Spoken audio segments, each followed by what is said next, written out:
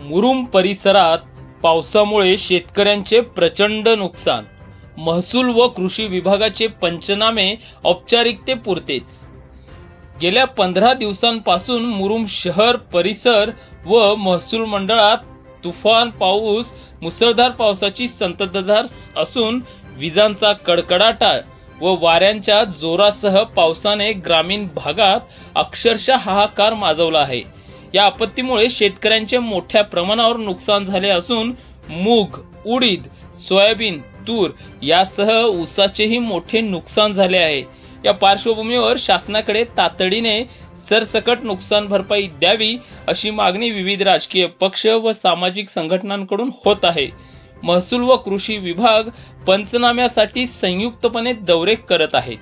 त्याच अनुषंगाने मुरुम महसूल मंडळातील विविध गावांना तहसीलदार गोविंद एरमे व कृषी अधिकारी डी.बी. रुतापुरे यांनी शुक्रवारी तारीख 19 सप्टेंबर रोजी भेटी दिल्या. यावेळी भाजपचे युवा नेते शरण पाटील यांनीही शेतकऱ्यांच्या नुकसानीची पाहणी करून शेतकऱ्यांच्या हक्कासाठी ठामपणे पाठपुरावा करण्याचे आश्वासन दिले. त्यांनी तहसीलदार व कृषी अधिकाऱ्यांना निवेदनही दिले. मात्र शेतकरी बांधावर असतानाही महसूल व कृषी विभागाच्या अधिकाऱ्यांनी शेतात उतरून प्रत्यक्ष पाहणी न करता फक्त औपचारिक दौरा केला अशी चर्चा शेतकऱ्यांमध्ये जोरात होत आहे. यामुळे प्रशासनाविषयी रोष व्यक्त होत आहे. या प्रसंगी भाजपचे युवा नेते शरण पाटील, तहसीलदार गोविंद येरमे यांनी पत्रकारांशी संवाद साधला. पाहूयात. भारतीय जनता पक्षाच्या माध्यमातून युवा नेते म्हणून आपण सर्वच ठिकाणी पंचनाम्यासाठी आपण स्वतः महसूल विभाग आणि कृषी माध्यमातून आपण फिरत आहात. तर आपण ही जी पाहिलेली परिस्थिती आहे, अनेक शेतकऱ्यांची पाटील सर अशी भूमिका आहे की सरसकट अनुदान मिळावे. या बाबतीत आपली भूमिका काय असणार आहे, आपल्या स्वतःच्या स्तरावर म्हणा किंवा पक्षाच्या माध्यमातून? नाही, आजच्या या संपूर्ण परिस्थितीनुसार आज आम्ही तालुक्यामध्ये तहसीलदार, आमचे कृषी अधिकारी व सर्व प्रशासनाच्या माध्यमातून आज मुरुम मंडळामध्ये जो पावसाचं नुकसानीचं आज आपलं झालेलं आहे त्या ठिकाणी माननीय तहसीलदार साहेबांनी आत्ता म्हणल्याप्रमाणे एकंदरीत या 7 मंडळामध्ये आपल्या या मंडळामध्ये पाऊस नुकसान झालेलं आहे.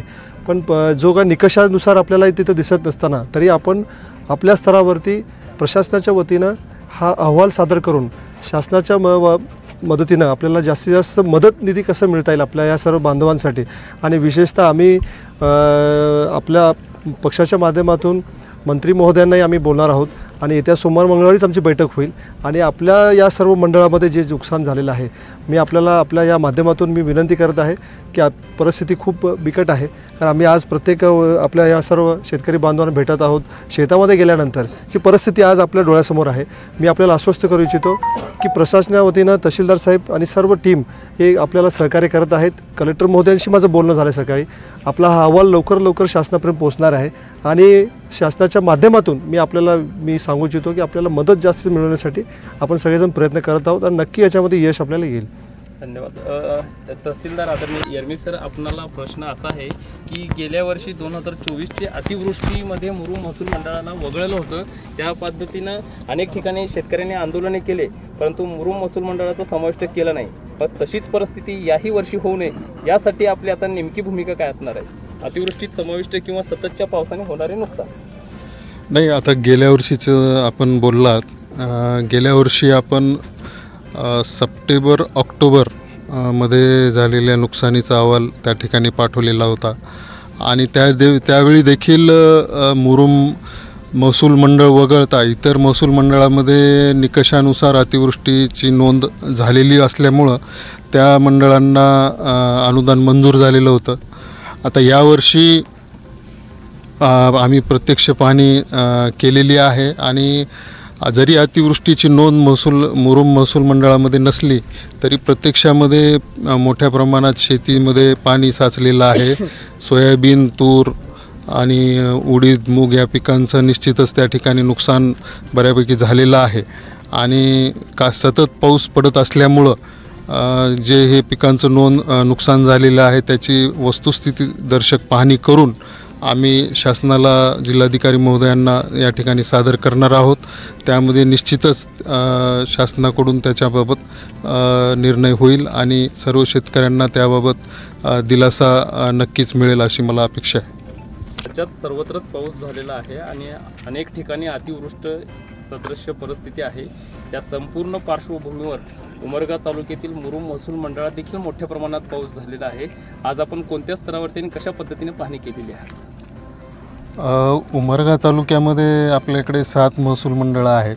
त्यापैकी 2 महसूल मंडळामध्ये अतिवृष्टीची नोंद आहे। त्यामध्ये दाळिंब आणि बलसूर आहे। परंतु मुरुम महसूल मंडळामध्ये सततचा पाऊस आहे, परंतु 65 मिलीमीटरपेक्षा जास्त पाऊस एकाच वेळी 24 तासामध्ये नोंद अद्यापपर्यंत झालेली नाही। त्यामुळं अद्याप पाहतो आपण त्या ठिकाणी पंचनामे केलेले नाहीत। परंतु स्थितीची पाहणी आम्ही आज फिरून करतो आहे। त्याच्यामध्ये सततचा पाऊस या महसूल मंडळामध्ये मोठ्या प्रमाणावर झालेला आहे।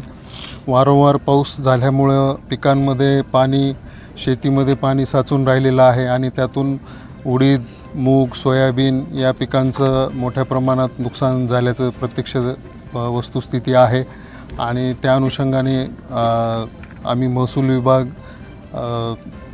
तालुका कृषी अधिकारी आणि ग्रामविकास विभाग यांच्या वतीनं संयुक्त पाहणी करून वस्तुस्थितीदर्शक अहवाल आम्ही जिल्हाधिकारी महोदयांना पाठवण्याची दक्षता घेणार आहोत। सर, आपले संयुक्त पंचनामे म्हणजे कृषी विभाग आणि आपला महसूल विभागाचा जरी असला तरी जे आपण आता सांगितले की जे शेतकरी फोन करतायत ना त्यांच्यापर्यंतच आपले दोन्ही विभाग पोहोचत आहेत।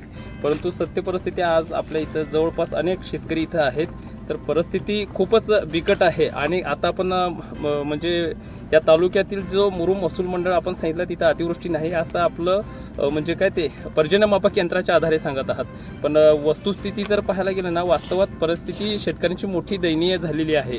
तर अनेक शेतकऱ्यांची अशी मागणी आहे, एवढंच काय तर विविध पक्षांच्या माध्यमातून आपल्या स्तरावरती निवेदनही पोहोचलेली आहेत की सरसकट कर्जमाफी किंवा सरसकट लोकांना अनुदान मिळावं। या बाबतीत आपली भूमिका काय आहे?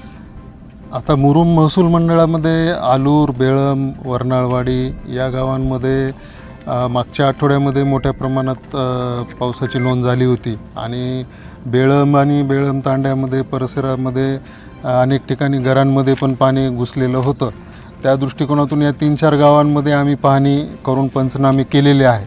परंतु उर्वरित गावांची देखील आम्ही पावसाची नोंद मोठ्या प्रमाणात झाल्यामुळं त्या ठिकाणी देखील पाहणी करून आम्ही वस्तुस्थितीदर्शक अहवाल त्या ठिकाणी शासनाला पाठवण्याची दक्षता घेत आहोत।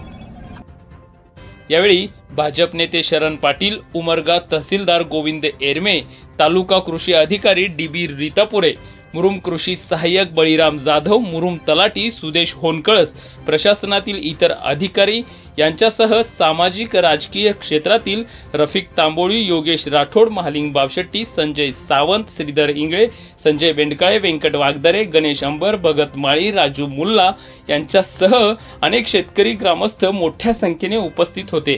मुरुम शहर व परिसरातील सर्वच प्रकारच्या बातम्या पाहण्यासाठी आम्ही मुरुमकर YouTube न्यूज पोर्टल व फेसबुक पेजला सबस्क्राईब व फॉलो करून लाईक, शेअर, कमेंट करायला विसरू नका। धन्यवाद।